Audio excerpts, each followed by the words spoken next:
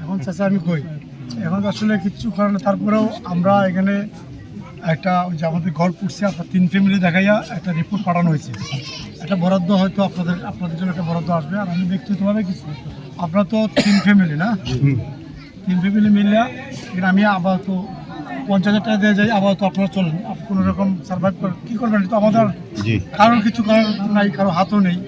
আমরা সকলে মিলে সহযোগিতা করতাম আপনাদেরকে, এই বড় বিষয়। আর পরে যখন টিন আসবে আমি টিনের ব্যবস্থা করে দেবো না।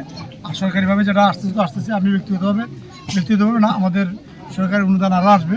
এবার আসার সময় আপনাদেরকে টিনের ব্যবস্থা করে দেবো না। আর আপাতত এখন 50,000 টাকা নগদ আমরা ব্যবস্থা করতেছি। আরও আমরা